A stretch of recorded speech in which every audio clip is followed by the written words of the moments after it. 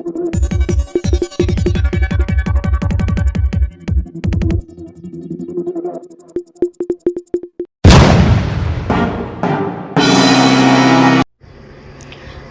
स्वीटतर्फे सर्वांना नवरात्र उत्सव व दसऱ्याच्या हार्दिक शुभेच्छा।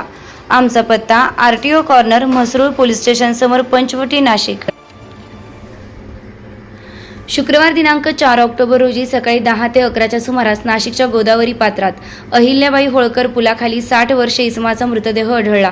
अहिल्याबाई होळकर पुलाखाली 60 वर्षे इसमाचा मृतदेह पाण्यावर तरंगताना आढळल्यानं येथील काही नागरिकांनी अग्निशामक दलाला कळवताच अग्निशामक दलाचे बचाव पथक घटनास्थळी येऊन मृतदेह हा पाण्याबाहेर काढून पंचवटी पोलिसांच्या अंतर्गत मृतदेह हा अकस्मात मृत्यू म्हणून पंचनामा करण्यात आला।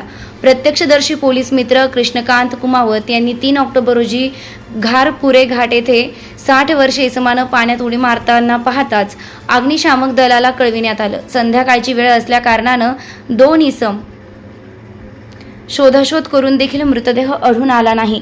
अग्निशामक दलाचे कर्मचारी, वाहन चालक बाळासाहेब काकडे, पंचवटी अग्निशामक दलातील केंद्रप्रमुख Sanjay Kanade, leading fireman Dhiraj Patil, training fireman Sanket Vaishnav, Pranay Bankar, Anurag Pawar, Abhishek Vishe, Sumit झिपरे यांनी 4 ऑक्टोबर रोजी सकाळी पुन्हा शोध मोहीम सुरू केली असता अहिल्याबाई होळकर नदीपात्रात मृतदेह हा तरंगलेल्या अवस्थेत मिळून आल्यानं त्यास बाहेर काढून पंचवटी पोलिसांच्या अंतर्गत चौकशी केली असता पंचवटी पोलिसांनी अकस्मात मृत्यूची नोंद करून पंचनामा केलाय।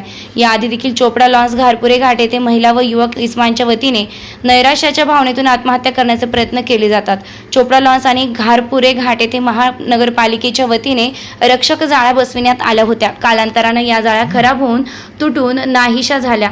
त्या रामवाडी ते अशोक स्तंभ या भागात घारपुरे घाट येथून मोठी वर्दळ असल्या कारणाने शाळा, कॉलेज, महाविद्यालयानं विद्यार्थी आणि गाड्यांची मोठ्या प्रमाणात वर्दळ असल्या कारणाने येथे पुलाला सुरक्षा रक्षक जाळ्या बसवाव्यात अशी येथील नागरिकांची मागणी असून मनपाने असे धोकादायक पुलाच्या ठिकाणी संरक्षण जाळ्या बसावे अशी प्रतिक्रिया नागरिकांच्या वतीनं देण्यात आली आहे। तसेच रामवाडी येथे राहणारे पोलीस मित्र कृष्णकांत कुमावत हे या विभागात असे काही प्रसंग घडल्यास ते नेहमी पोलीस प्रशासनाने अग्निशामक दलाला कळवून मदतीचं कार्य करतात। याबद्दल नागरिकांच्या वतीने त्यांचे आभार व्यक्त करण्यात आले।